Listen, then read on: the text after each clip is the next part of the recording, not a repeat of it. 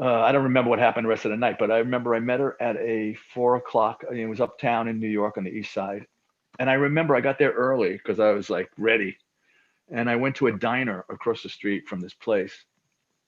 And an old friend of mine I used to play in a band with, he was in there and he sat down. Hey, what are you doing? I said, and I started telling him, and he goes, you're not that bad. You don't really have a problem. It's like, really, do I need to hear this right now? Right. I was like, dude, you don't know me, bro. Yeah. You know me like this. There's a lot of nights on the road at when the crowd finishes screaming and you go back to the hotel and everybody else is back in bed and you're in your room with a bottle of Jack Daniels and a pile of freaking, blow and some Valiums and stuff like that. And you're sweating, the air conditioner is blasting and you're sweating and uh, you know what I'm saying? Yeah. That's the truth right there.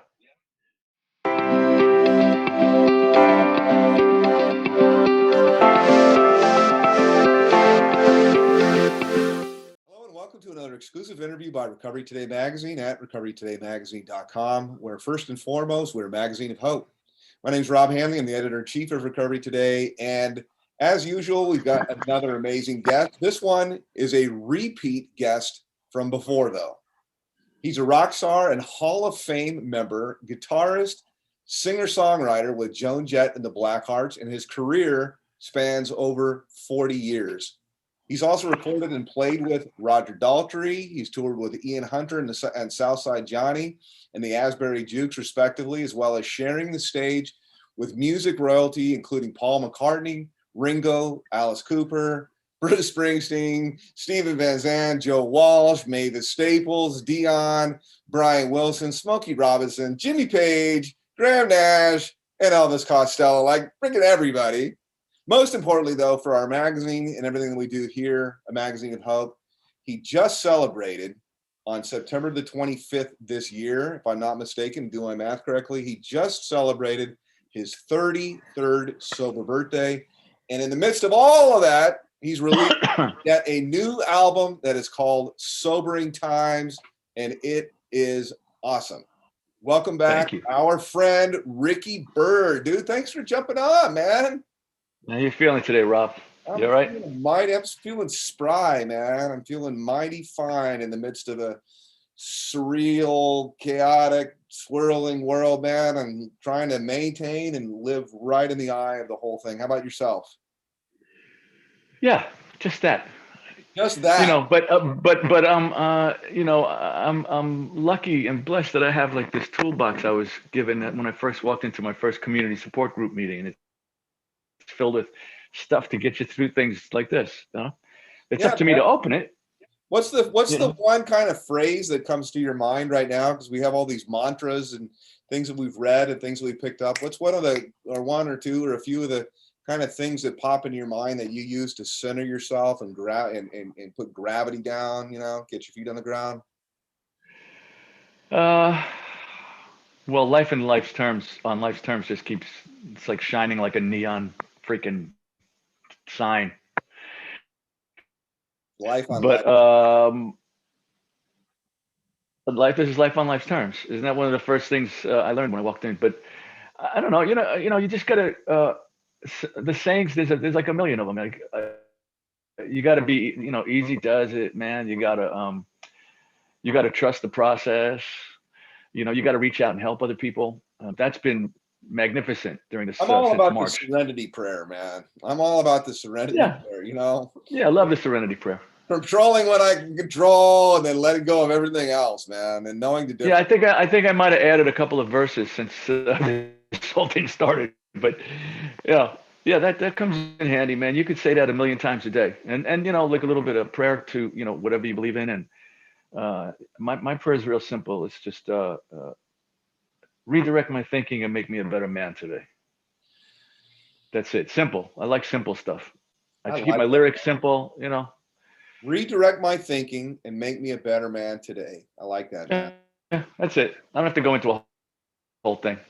You feel like if there's something out there that if there's if there's somebody out there that's a God of my understanding, he knows what's going on. I don't have to go into a whole thing. Are you, do you feel like you're your best self today and however old you are? I mean, you're 33 years sober, man. Do you feel like you're improving with age, or do you feel like there's some times behind you that were, better? Are you one of the like constant and never ending, what is it? Constant and never ending improvement, like every day in every way, I'm getting better and better type of thing, type of people? Nah. Nah. I mean, listen, I'm way better than I was when I started, no doubt. But you know, I've been taught this is a daily reprieve. Yeah, so I put down drugs and alcohol 33 years ago, but I'm still wired a certain way. Yeah. So when I don't, I found a method to keep all of those things in check, which is uh, the things we learn in a program, a recovery program. So it depends on if how many of those I work on a daily basis. Like if I'm working everything, I'm like a nice, kind guy. I'm always, I'm calling back. People call me with less time or something, and look, can we chat or this and that? And I'm like on it. And then if I miss a day or two of going to like a Zoom community support group meeting or 3 days, I start turning. It's like Jekyll and Hyde. I'm certainly never going to get as bad as I was, but I got quite a personality if I'm not working it. I could be I hear you, man. I hear you. I could be a sweetheart. I could be a sweetheart or an asshole like that because I'm just wired a certain way. But I try to work on it. I do my stuff in the morning. I'm grateful for sure. I can honestly say, well, one of the things early on when the pandemic started, so around March, like I did a couple of gigs early March. I think the last one was like March 9th or somewhere in there. And they were like benefits. One was actually for a treatment facility, and then one of them was for Puerto Rico Hurricane Fund. That's what it was. Two of those, right there. And then all of a sudden everything shut down. And soon after that, I found out about Zoom meetings, right? So I was like, oh, that's cool. And I was checking them out, and I'm not afraid of technology. Um, and then somebody who follows me on my Facebook page says, "Hey man, I go to this really cool men's community support group meeting out of Boca Raton, Florida. Would you speak?" And I was like, "Yeah, man, cool." So I went on that. This is back in March, mind you. And I just like there were a couple of people I know. There was actually one guy from my group here in New York, that found it also. Uh, and I just loved it. And I loved, I love the fellowship on it. I love the people on there. I mean, I got like 4 or 5 really close friends now over this last batch of months. And I started going probably, I'm not gonna say every day. Like for the first 5 months, I was pretty much going every day. And man, that'll keep you balanced. And now I go. I've been hitting other ones. I went to one in New Zealand. You can go to London. I mean, the Zoom is amazing, Oh, right? yeah. I go 24/7, right? all over the world. It's fabulous. And also the other thing I've been doing is like, well, I got this. My time's been taken up by my new record, Sobering Times. And yeah, I'm old enough to still call it a record. And so I've been doing interviews like crazy, and I've been, in this day and age, the music business as the way it is. I mean, I have my own record label. So it's all do it yourself. So for me to sell records, I have to go on social media like every day and post stuff, and then I get, people, they go to my website, and then it goes through PayPal, and then I get a notification, and then when I get a bunch of them, I pack them all up, and sometimes I sign CDs if that's what they wanted, and I go like I'm 20 to the post office with these bags of rock and roll recovery CDs, and I love it. So all of that. So what I was saying also on social media, I'm not anonymous with my recovery. I'm anonymous with my means. That's why I'm choosing my words carefully. If anybody wants to know, why I'm still sober after 33 years, after being a maniac for 18, private message me. I'd be happy to fill you in on how I did it. And Sure, so well, I was what going I've to actually break into the nitty gritty, man. I was going to ask you a little bit about your sober story, because people always love to know, like, rock star stuff, man. So maybe not give away all what what they're going to DM you, but like, you're iconic, man. You're a Hall of Famer. And you're very out there on about your recovery. But for those, everybody knows Joan Jett, so they know you, but they might not know your story, man. So can we jump a little bit into kind of give us some of the nitty gritty, man? Don't hold back. Give us some. Well, I mean, first of all, you said Joan Jett, guitar player. I played with Joan from 81 to 91. So I mean, you've done a lot of things. Yeah. Former guitar player. I'm sorry. No, it's not. It doesn't bother me. I just don't want, I don't want them to get mad. And God bless Joan. I mean, she was my, ticket into the Rock Hall, right? So she's a doll, and thank God for that part of my journey. Let's see. Well, I grew up in the Bronx. I was born in the Bronx, grew up in the Bronx, lived there until I was like 13. That's why on the Sobering Times cover, which my daughter took, by the way, that picture. Nice. I got my Bronx t-shirt. I haven't, I moved when I was 13. We moved to Queens. I lived in Manhattan for almost 30 years. Now I'm back in Queens. And my dad was an alcoholic, and his father was an alcoholic, and they both died, related to this disease. My dad's brother, he's got quite a few years, like 40 years, in recovery. And it's funny because back in the 80s, before I found this, or it found me, he would send me pamphlets, those pamphlets we see. And I would get them like, why is this man sending me this stuff? What is this? What is this propaganda? And I basically probably used it to put as a coaster, or to cut stuff up, But it was planting seeds. And I used for the first time, like a lot of 13-year-olds, smoked a joint when I was 13. Yeah. And it's interesting because I do recovery music groups around the country too. That's what I've been doing for the last bunch of years. And that's how this record came to be. That's later in the story. And I always ask, like, I started getting high when I was 13. What about you? How about, and 3/4 of people, 13 must be that weird age. Yes. And then, of course, there's people that are 10, and there's people that don't use or drink or until they're in their 20s. Who knows? But I think 13 is like a good round number for that. Now, a bunch of us did. We were all, teenagers and experimenting. And it was the 70s, so, it was that time. But not everybody became an alcoholic and an addict. So like I told you, my dad has it, Yeah.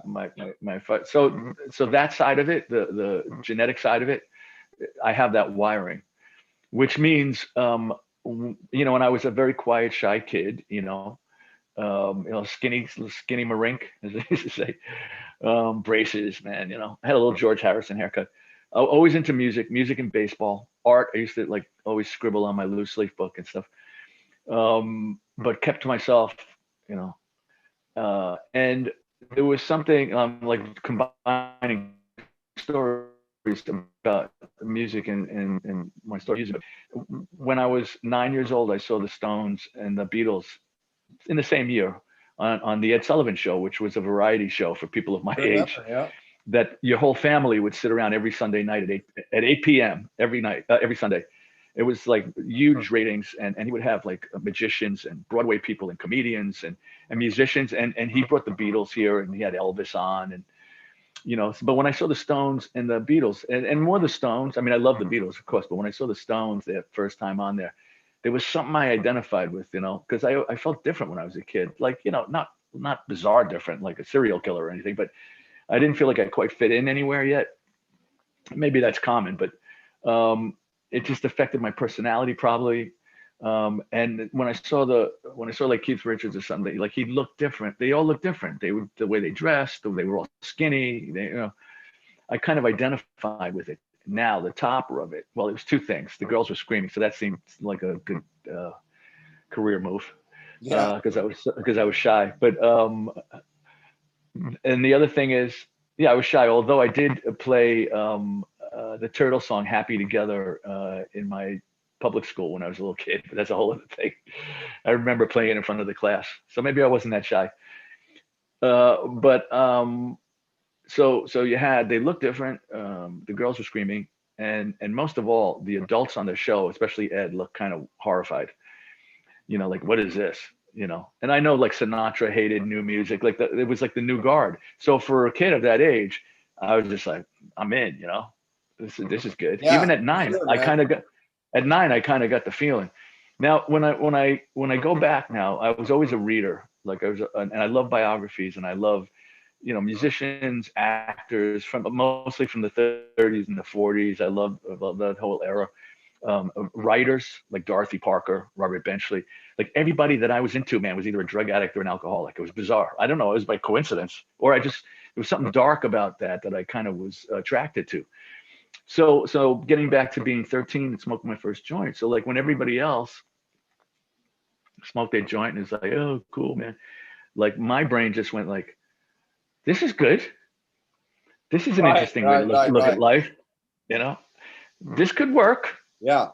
And as we grew up, so then I'm in Queens, and now I'm in junior high school, and I find other musicians, and so we oh yeah, I got a garage. Oh, let's get our equipment together. We started putting together these little bands, garage bands.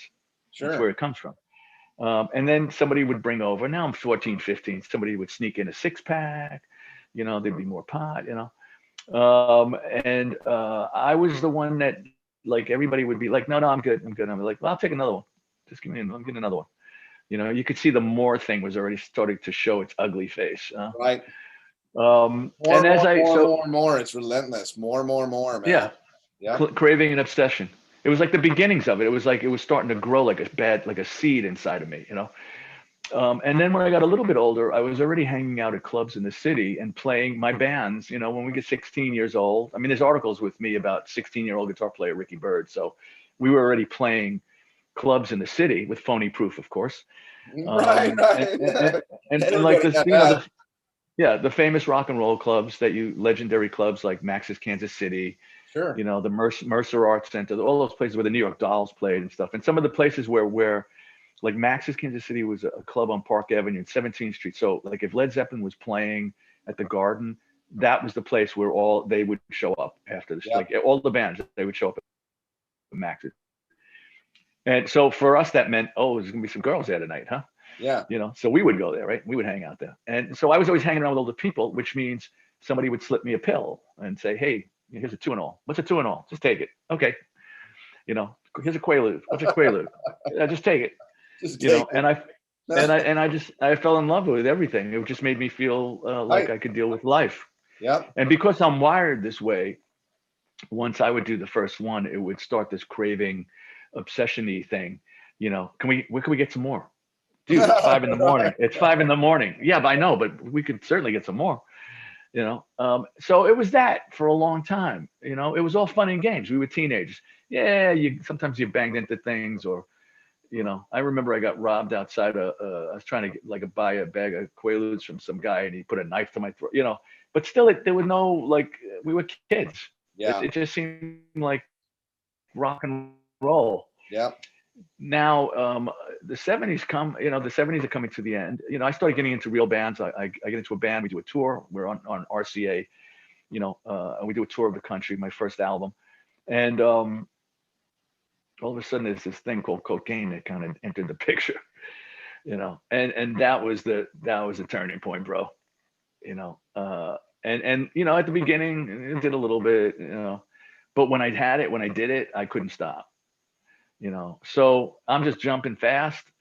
I get into the black horse and we go on the road. So now there's some cash in my pocket. Not that I needed it, because people love to get the guitar player high. But it just kept, adding on. It's just adding on. So most nights on the road, and I will say, except for a handful of times, I never was really wasted on stage. Did I smoke a joint? Yeah, of course. Not of course, but yeah. Did I maybe have a beer or two while the set was? Yeah, sure. Did I have maybe a shot of Jack Daniels? Yeah, cool. I only really did cocaine 2 or 3 times, right before a show, and it was just completely awful. Because I was this person, 5 minutes later, just more.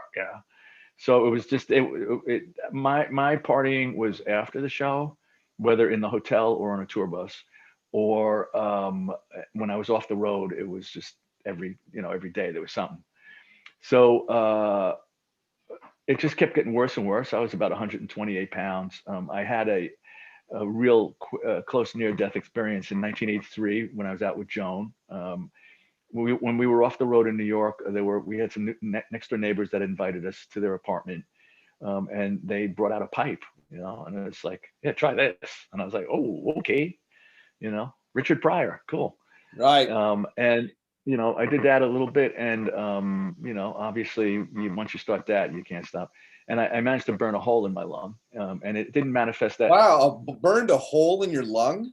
Well, yeah, I had a collapsed lung. So that's actually what you're doing. It's like a blister, Know that. That's what a collapsed lung is. So it took a while, I was on the road. We were in Opelika, Alabama, and on stage, man, I just had like somebody was sitting on my chest. Long story short, it turns out I collapsed my lung. I had something real serious called tension pneumothorax. So by the time they tried to bring me, I said, bring me to we were playing. I remember we were opening, I might have been the Police. I can't remember who we were opening for. So we played a big place. Mm-hmm. And then on our nights off, we would play a college. So it was at a college. So after the show, I got through the show. Like it happened right before the last song. So they said, can you make it through the encore? I'm like, I'll try. I leaned up against my amp. I couldn't breathe. And they took me to the college nurse, and she said, you probably pulled a muscle, and she gave me some muscle relaxers. They brought me back to the hotel, and I remember the road manager was in the room. I went to lay down, and I got this incredible shooting pain. I said, you better take me to the hospital. It turned out if I would have gone to sleep, that would have been it. Like my heart was moving to the other side. There was this extreme lung collapse. So that was a near-death experience. I heard later on that I was literally, Did you moments see away from angels or Jesus or white lights or anything? What'd you see? Nothing? Nah, I see nothing, man. I don't remember nothing. I don't know about any of that stuff. I saw what I saw was the end. No relatives, no nothing, huh? No, it's not like I passed out or anything. It's just that they what they did was, so they get me into the emergency. They take the X-ray and they say, listen, you have this tension pneumothorax. We can't put you out.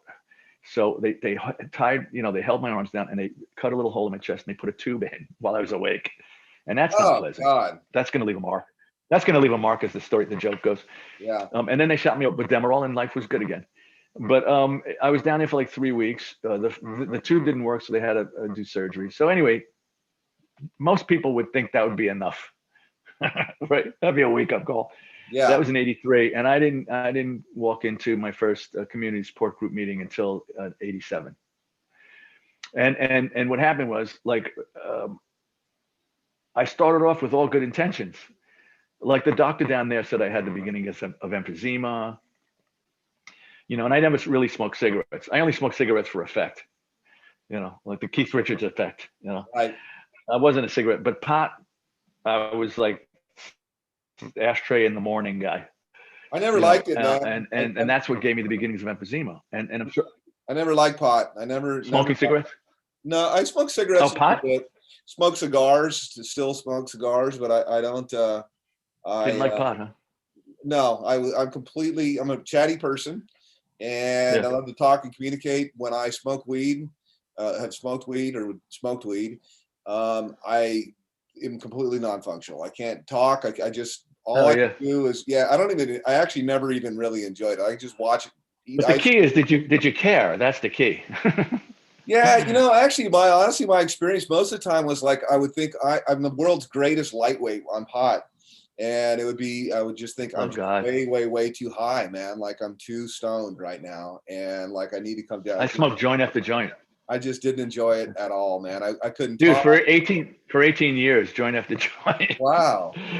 That was the constant. Like, other things like this, the pills like changed names and this changed and that, but I always smoked pot and always drank, so the deal was, he said I couldn't smoke pot. I was like, oh, that's interesting.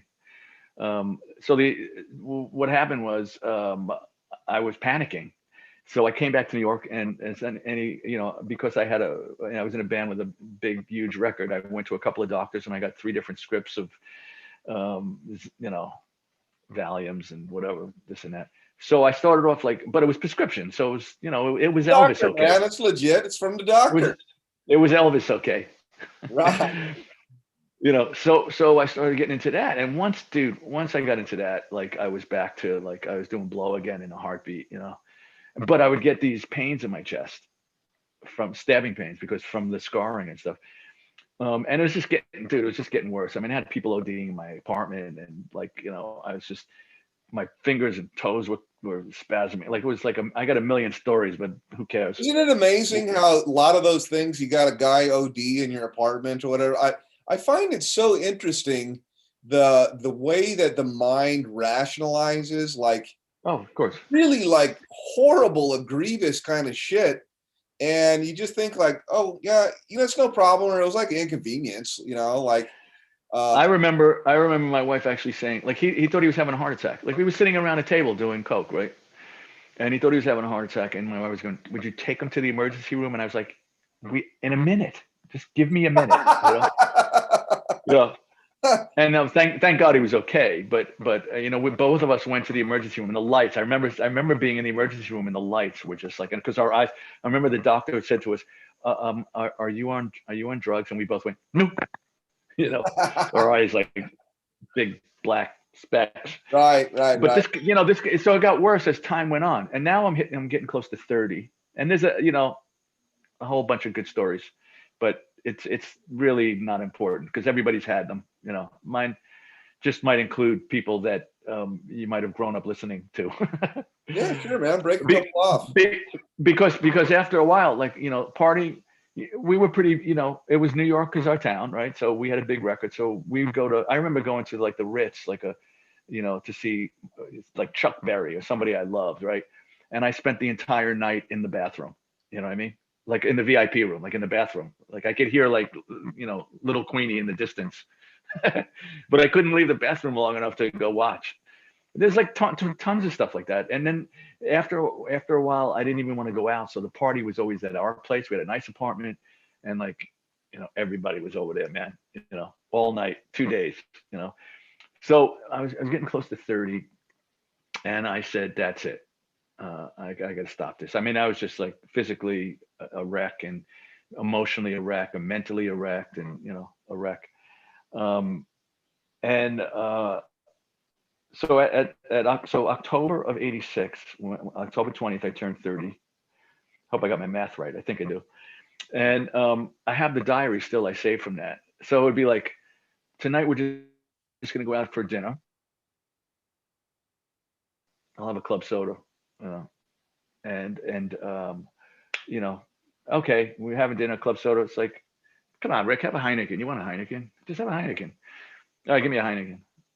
And then once you like unload that in your system, just a little bit, especially if you hadn't eaten yet, it's like, let me get another Heineken. Tasted damn good. Tasted damn good, man. Can I get a Jack straight, please? Straight up. And then 2 of those, and I'm making phone calls, So this went on until September of '87. But in August of '87, we were invited to a wedding. So went into the wedding, and during the day, which was brutal. And I went to the bar, I got a drink, sat down next to a friend of ours, Jill T, who used to, we got high, we'd run with a bit. And I leaned into her, very low key. And I said my 2 favorite words at the time, which were, "You holding?" And my best Keith Richards voice. And she said, no, I'm going to these places now, and I'm in a program, and I don't do that. And I just looked at her, and I just went, "Good for you." And I started to look around the room for another victim, as we would. And then she just kept talking. She just kept talking. And after like 10 minutes, it was just like, wah, wah, wah, wah, wah, wah, wah, wah, wah, wah. Like Charlie Brown, okay, Charlie Brown teacher, right? Yeah, exactly.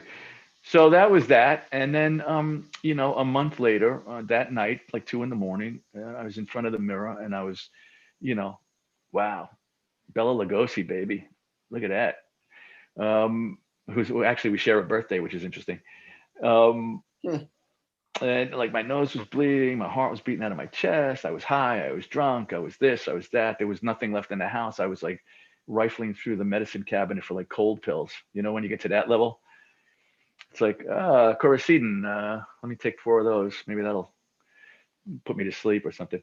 And I picked up the phone. I called Jill. Robitussin. I was trying to think of what I used to take. Robitussin. Robitussin. Yeah, of course. Robitussin. Dextromethorphan, man. Yeah. Well, towards the end, you're just like, oh, I can't get any of this. Give me some cough medicine. Yeah, We man. used to call it when we were on the road. We'd stop at a truck stop. I remember, and I would get a bottle of NyQuil, and it would be NyQuil and beer. It would be we call them NyQuil stingers. you know. So, but yeah, listen, that's what we do. So, yeah. That's what we do. We do what we do. Alcoholics and addicts do what they do. And I called Jill, and she said, "Could you last until tomorrow? Can you make it till tomorrow?" I said, "Yeah, I think so." I don't remember what happened the rest of the night, but I remember I met her at a 4 o'clock. It was uptown in New York on the east side. And I remember I got there early because I was like ready. And I went to a diner across the street from this place. And an old friend of mine I used to play in a band with, he was in there and he sat down. "Hey, what are you doing?" I said, and I started telling him, and he goes, "You're not that bad. You don't really have a problem." It was like, really, I was like, "Dude, you don't know me, bro. Yeah. You know me like this. There's a lot of nights on the road when the crowd finishes screaming and you go back to the hotel and everybody else is back in bed and you're in your room with a bottle of Jack Daniels and a pile of freaking blow and some Valiums and stuff like that, and you're sweating, the air conditioner is blasting and you're sweating, and uh, you know what I'm saying? Yeah. That's the truth right there. I went into this place and I raised my hand and I said what we say, and I think some tears were shed. I went to school 2 years and I'm certified as a counselor in training, drug and alcohol counselor in training, and a recovery coach, right?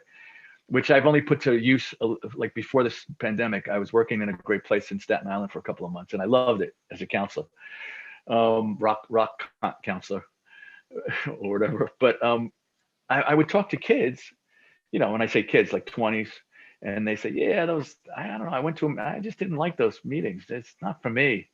And I just kept thinking of how grateful I am. Like when I walked in, I just was like, I started listening to people, and I didn't really know anybody, but I knew what they were talking about, and I was like, "Cool, man. How long has this been going on?" Somebody leaned into me and said, "Oh, since 1935." I was like, "Oh, cool." You know, so I loved it. Like I was just one of those people that was lucky that I walked in and I felt home. And then you think about it, it's like we all want to be part of something. When we're kids, we want to be part of a little gang, a bunch Sure, of man. kids. I was a loner really, and even today, I like being alone. I have no problem with being alone. I like to read. I like to listen to music. I like to watch TV. I have no problem with solitude. But the point is, we all want to be part of something. So I joined a rock and roll band. I found a bunch of people that like to drink and drug like I did. I did that. And then I walk into a place and like everybody sounds different variables of me. Right. And I grooved on it. And New York, there's like a million of those places to go to. So, at the beginning we went to study groups and, coffee afterwards. And I just had a great beginning at it. Their story is your story. Your story is their story. You can go Yeah. their thoughts With different variables. Right. Their thoughts are your thoughts. Like, oh yeah, yep. Mm-hmm. And listen, I've been through 33 years clean and sober. I've been through all kinds of life stuff, and I'm still standing. And I haven't, I've made 100 errors in judgment, but I've never picked up a drink or a drug. And Good for you, man. I try to be better, on a daily basis. And sometimes I'm an idiot, but look, I'm human. Everybody's human.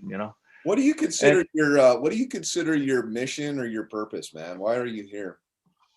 You try to get like really heavy, really heavy and deep. Like what do you think that everybody's got some kind of calling or mission, I think, or something like that. Yeah. What's your Well, here's the deal. Here's the deal. I started getting into mixing up recovery, and rock and roll. And I'll give you the brief rundown of that. I was asked to do these recovery events, 10, 12 years ago. And there was no recovery music. It was just like an all-star band. Some of them, a couple of these were up in Boston. My friend Woody Giesman owns Right Turn Treatment Facility. Woody used to be in the Del Fuegos, a band from the 80s. So he, I get a call, I'll name drop a little. I get a call from Simon Kirk from Bad Company, who's a friend of mine back then. He calls me and he goes, listen, Ricky, I'm doing this benefit for Right Turn. Would you like to be in the band? I was like, yeah, cool, man. And it was, I can't remember who, like Chad Smith from the Chili Peppers, Alice Cooper did one of them, Elliot Easton, Ace Frehley, like it was just great. And it was no recovery music. It was just a benefit for the place.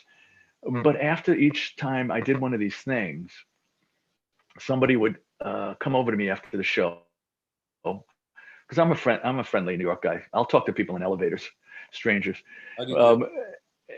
Yeah, I'm just friendly. I'm just a Bronx guy. So, and somebody would come over to me and say, man, that's so great that you're in recovery. And, I listen, I grew up on your music and like, I'm in recovery, or like I have somebody in my family that's struggling, or I lost somebody or this. And I just started to really love the identification. And I started to think maybe I could do something. Maybe there's a way to combine. So I did a couple of in Florida, like these events, one-offs. And I remember being back in New York when I had, 2012. And I was going, if you're around long enough, you'll have periods where you're feeling a little squirrely. You don't want to pick up or anything, but you just don't feel, you're uncomfortable in your skin and you don't know why. Yeah. It's probably because you're not working a program hard enough, but I'm just saying. But I felt that when I called my friend Richie down in Florida, Richie Supa. I think he was on the cover once of your fine Richie magazine. Supa was on one of the covers once, yeah. So I called Richie, said, well, come down to Florida and let's do what we do. And now me and Richie used to run together. I know Richie 40 years. And then he got his thing after I got my thing. And he's just a power of example down in Florida now. So I went down to his house and we wrote a song called Broken is a Place. And I came back to New York and I put it on, I did a quick, demo of it, nothing fancy. And I put it online and I started getting messages from around the world. Like, man, you told my story, or, I can't believe, like, I just identified so much. And I was just like, that's interesting.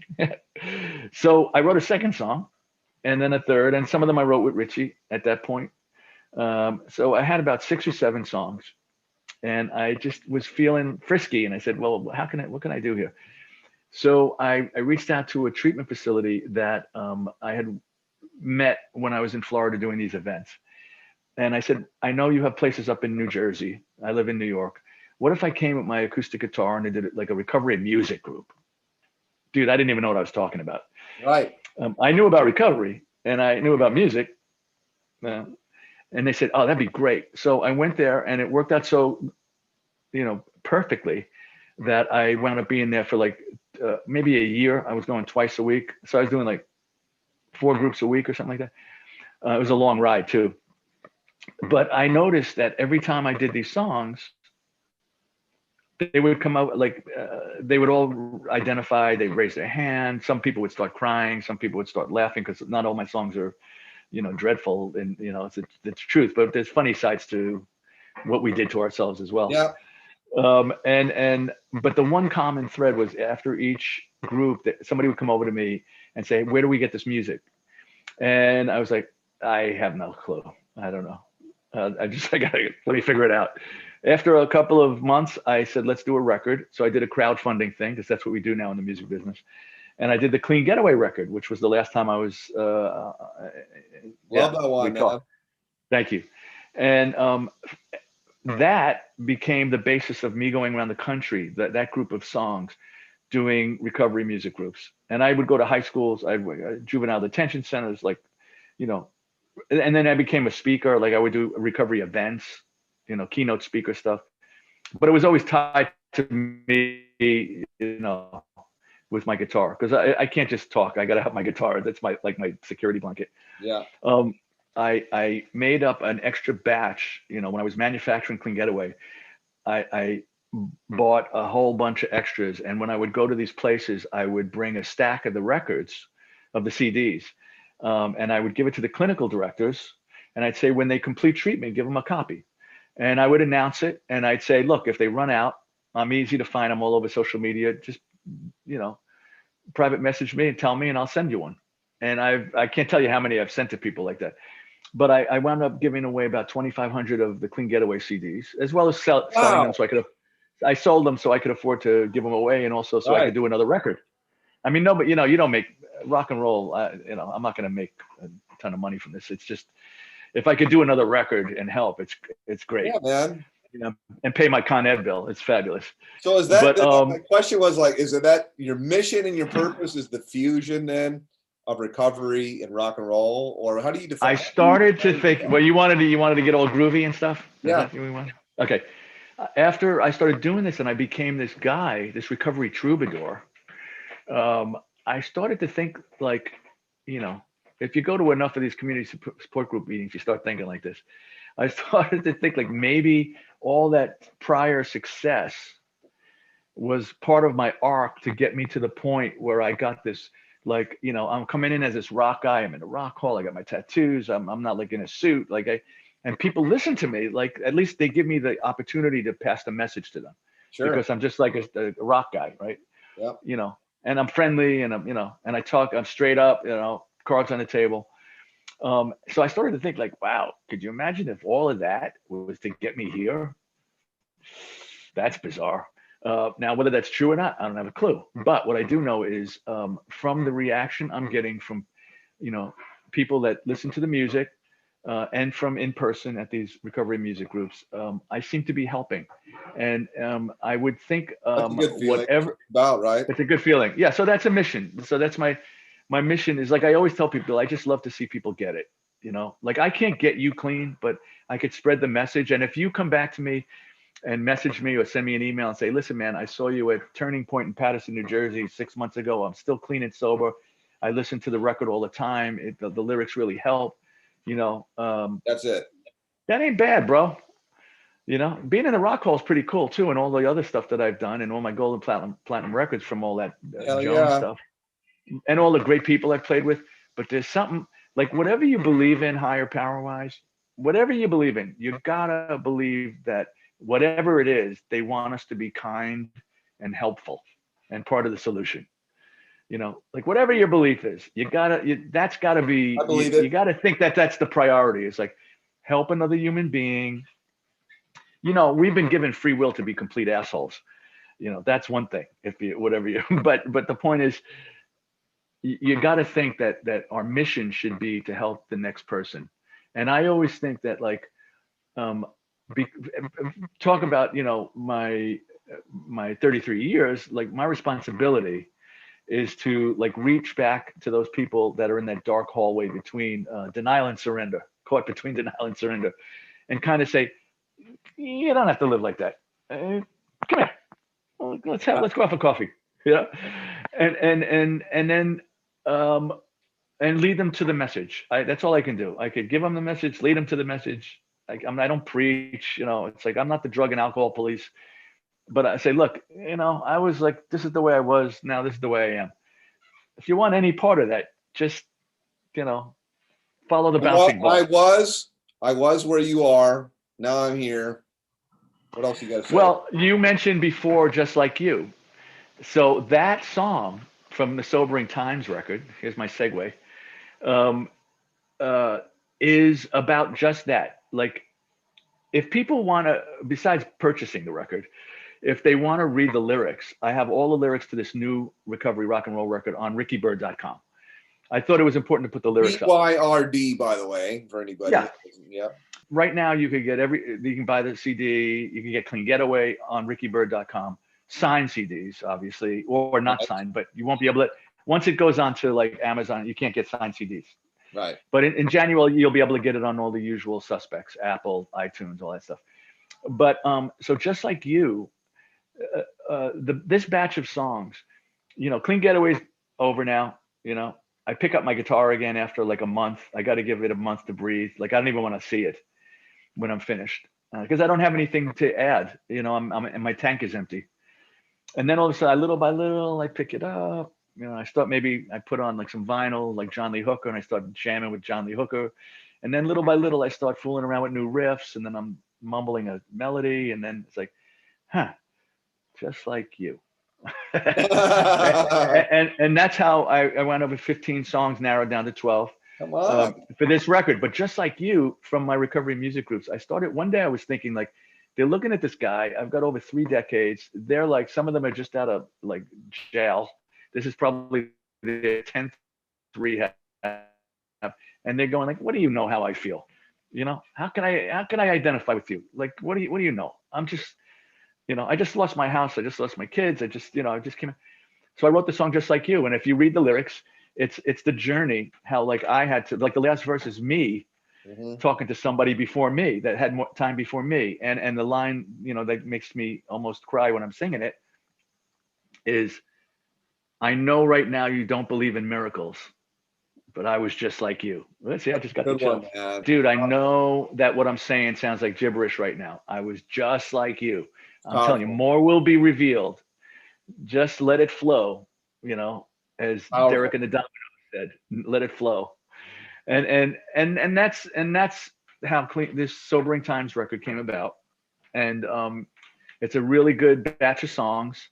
And I tried to widen the highway a little bit. Like I wanted to put some songs on here that talked about redemption and changing your life for the better, but didn't have to get down and dirty. Like some of the songs are down and dirty, like Quitting Time Again. Why did I put the again? Well, every day was quitting time, right? Until it was actually quitting time. 5 o'clock somewhere. So, yeah. So there's some good lines about, Tennessee whiskey and cocaine, I used to ride with them kind of, so there's some good lines about specifics, but then there's songs like Hear My Song, which is the third song, and it's stripped down. It's just me on a Mando guitar, and it's about gratitude. There's a song called Starlit Night that's about gratitude, I like the lyrics. I like your gravelly voice. It's good, man. It's soulful. Thank you. Comes through, man. I'm all great reviews so far, and they're like saying, well, first of all, let me finish my thought, because I'm an idiot and I can't remember anything. I Come Back Stronger is one that I wrote with Richie Supa, and I said, I want to write a song that's just about getting back up off the mat, and it's not about, it doesn't have to be specific about drugs and alcohol. And that's what that song is. So I wanted to widen the highway. But I also do The Bottle Let Me Down by Merle Haggard. I have a really fabulous version of Reach Out, I'll Be There that isn't on the record, but it'll be a bonus track at some point if I do vinyl. And the only reason I didn't put it on there is that, like, just as I was putting that record together, there was like this commercial. I don't know if it was nationwide, but it was in New York, and somebody had done a version of that, not as cool as mine, but it was for a hospital or something. I said, let me wait till that goes away. Sure. And we put the record out on my anniversary, September 25th, and then it'll have another release when it goes online and Amazon and stuff like that. And the response I'm getting from people is the same as Clean Getaway. It's just like, wow, man. So good, man. You're telling my story, man. You're telling, and as far as the title goes, I go through 2 major anxiety events when I do a record. The order, right? Like somebody said to me, man, why didn't you put it in the order of the 12 steps? I'm like, really? Do you want to see me like jump off my roof? Like, how would I do that even?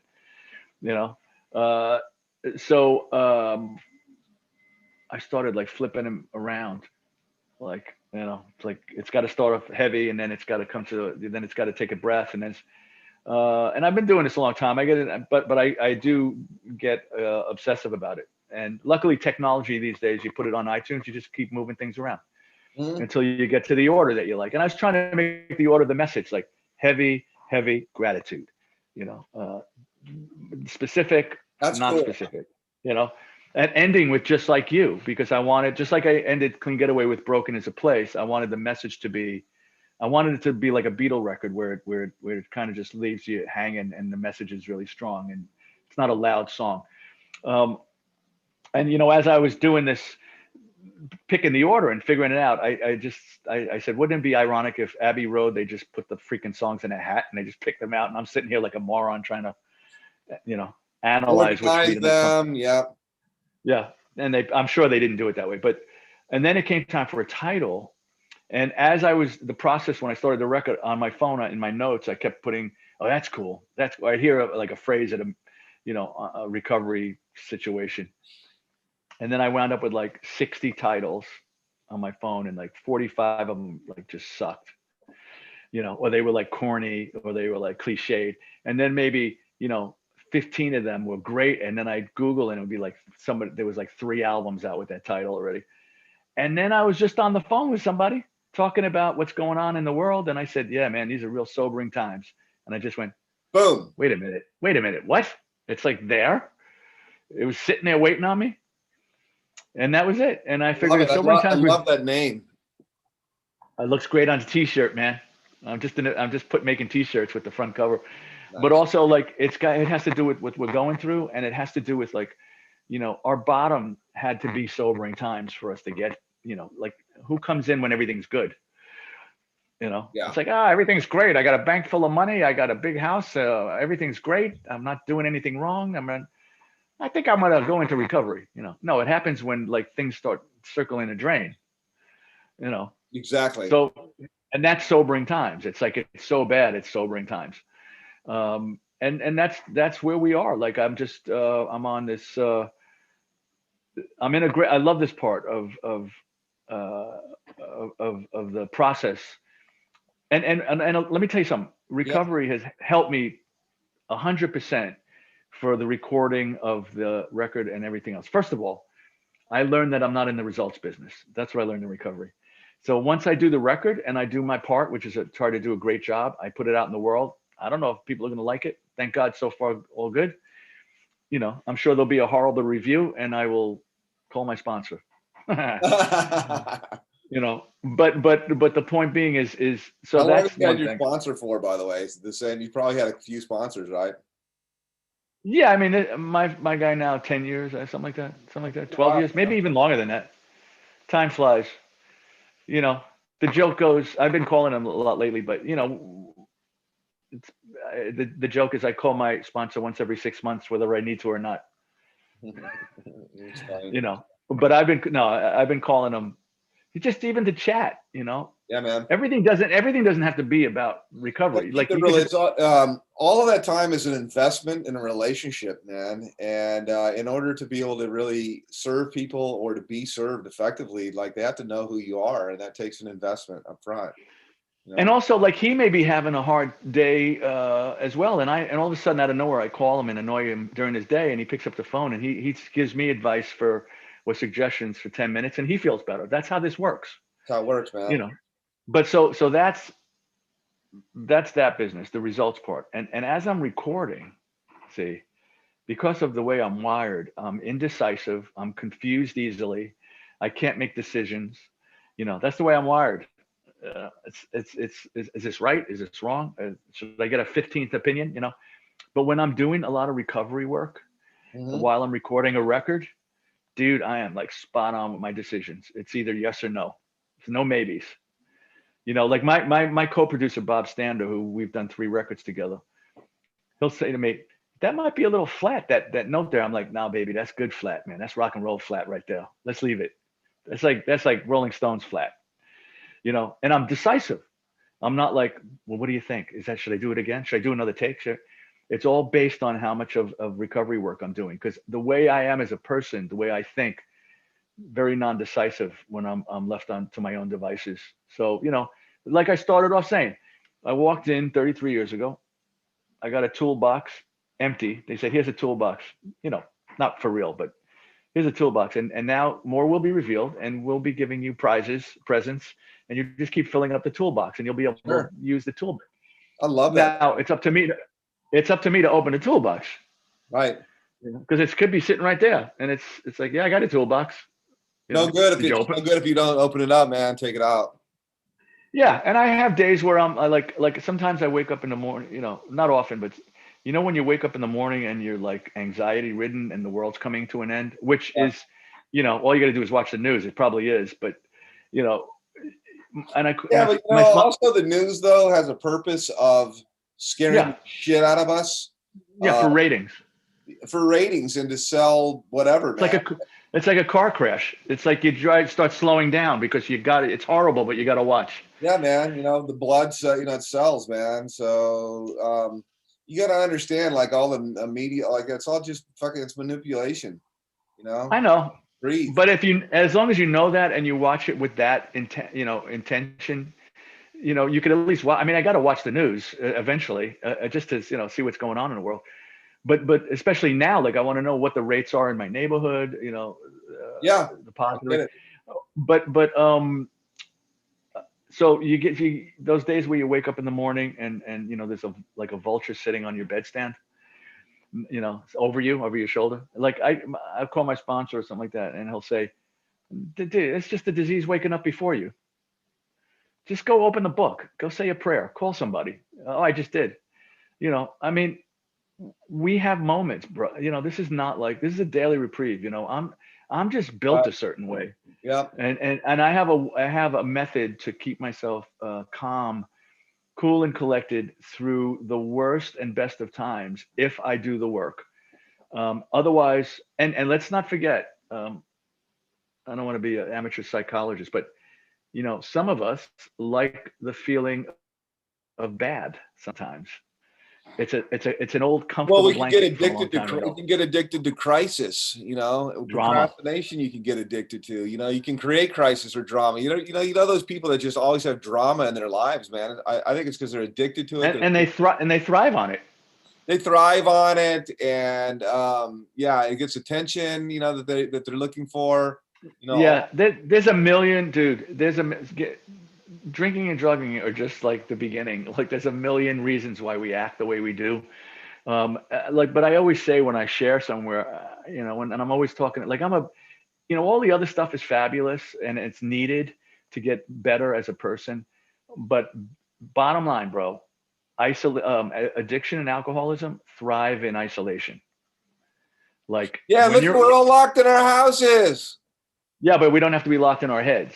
Yeah. So like, an addict alone is alone with a murderer. I love that saying. Oh, that's a good one. Somebody came over to me, and this is why that's why it's important to always share. When you think, I got nothing to say today, or this, there's always a newcomer that's going to hear something you say. And like, I Right. got a guy that found me on Facebook, said, dude, I heard you like 20 years ago in New York at a place, and you said an addict alone is alone with a murderer. And I wrote it down. I never forgot it. I Wow. mean, I heard things like, yeah, but I just got it from somebody else. I didn't make it up. But like there was a guy that used to go to a place I used to go to, and I loved his optimism. Like you'd say to him, and he was like an old timer, back then to me, right? I was like fairly new, and you would say to him, somebody would say, "Man, I just got a raise, a promotion," and he would say, "Of course you did. I'm buying a new house. Of course you are." And I thought that Right. was that was so lovely. Like Yep. it's just such a good positive take on this, because we're not guaranteed anything except, if we don't pick up the first one, we won't get drunk or high.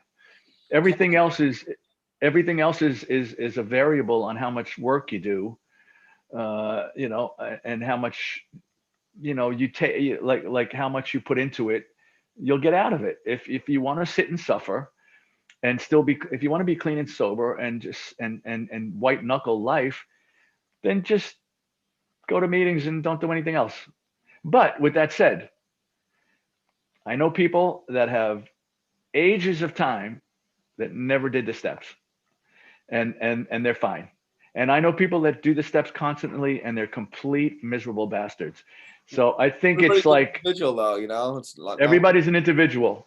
I would never tell anybody how to work this recovery thing. I would just say, I have some suggestions, and I would suggest it's a great idea to pray to something in the morning just to start your day, a little maybe quiet time. Gratitude's fabulous. Open the book. There's so much good stuff in the books.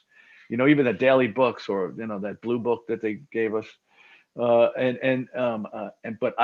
addiction and alcoholism thrives in isolation. So if you do none of those other things, It does. make sure you talk to a few people in recovery every single day. Dude, that is 33 years of just nugget after nugget after nugget that you have dropped, man. Like, good stuff. Let me ask you this again. You said this before as we kind of start to kind of bring it in a little bit for a landing, because we could go, you and I'd be very dangerous. We could go for another couple hours. But how, again, tell everybody, you've got a couple of albums and they get it at your website. Give everybody your social and the whole nine so that we can promote it properly. So we put this record, to do it yourself, like we put it out on our own record label. And you could get it at rickybyrd.com. And there's a whole, but the lyrics are on there. There's reviews and interviews on there. This will be on there when we're finished. Oh, right on. There's some clean getaway t-shirts from my last record, which also I had a foundation, which I don't have anymore because it was too much trouble. There were too many rules, and we hate rules. So, right. But I have these cool t-shirts that say "Escape through the music, make a clean getaway." Women's. I only have women's left. All the men's went. Dig it. Tank tops. You can get the Sobering Times record. You could get the Clean Getaway record. And Sobering Times record, you can get it digital download. We'll send you. You could get a physical copy. You can get a signed physical copy. There's a package where I'll do like handwritten lyrics and both CDs. There's all kinds of stuff. It'll actually be up on all of the usual suspects, Amazon, Apple Music, iTunes, whatever's out there. It's perfect timing because when this breaks, Spotify. It'll be right around, just not that far. It'll be right there. Well, you know what I say about this? I explain this record. It's like, listen, if you're struggling with alcoholism or addiction, this is a great record for you because of the message. If you're in recovery, this record will remind you of why you're in recovery. If you support the recovery lifestyle, in other words, you have somebody that that's in the family, or that you're gonna love, that you may want to give it to them as a gift or something. And if you're just a rock and roll fan, like the reviews I'm getting are like, the music's good, man. I love the words. The music's good, man. Well, listen, my music, like somebody said, how do you explain? Well, people are writing stuff. The Rolling Stones is always mentioned, the Faces, Rod Stewart, Otis Red, like, what do you sound like? I'm like, dude, I've stopped trying to reinvent the wheel. My music is a product of everything I listened to from the ages of 13 to like 20. So that's a lot of 70s music, and it has to do with rock and roll, Stonesy, Beatlesy, this and that, and like a little Wilson Pickett, Otis Redding, even some like I grew up listening to Sinatra because my grandparents listened to it. So on that record, on the Sobering Times record, so I'm sitting in my car. The record's already, all the songs, I thought I had all the songs. And One for My Baby, One More for the Road comes on, the Sinatra song, one of the greatest barroom songs ever. Yeah. 2:45, no one in the place except you and me. Set 'em up, Joe. I got a little story I think you should know. Make it one for my baby, one more for the saddest barroom song, alcoholism, right? So I said, I got to write one like that. And I wrote a song called Poor Me, Pour Me. And that's on the record, right? And it's just stripped down, and it's just that, it's just that's my Sinatra, influence. And it's just you could close. People have told me, actually Dion told me, Dion's a friend of mine. He goes to me, you could close your eyes and you could see the guy in his rumpled suit from work, or a woman coming from work and sitting at the bar with a scotch in front of her, singing this song, looking for answers at the bottom of a bottle, right? So I tried to hit all the angles of addiction and alcoholism and gratitude, and press on, move, let's move on and press on, pass it on. Yep. And that's what I write on my, when I sign a CD, I say, with words and music, we press on and pass it on. Love it, man. Well, right on, my brother. I congratulate you on 33 years and on the latest album. I've listened to a few of them. It's good stuff. And thank you, sir. I appreciate I hope it helps people. So everybody get back, support Ricky. He's doing some good stuff, good work. When we had him the last time, it was clean getaway. Now it is sobering times.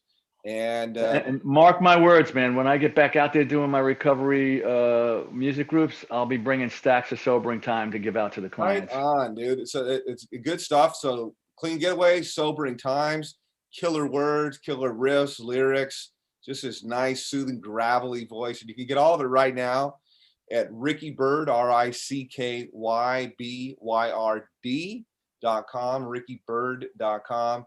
And probably about the time this is out, then we'll be looking at probably up on Amazon and all the other usual places. But hey, man, thanks for coming out and jumping on, Ricky. It was a pleasure.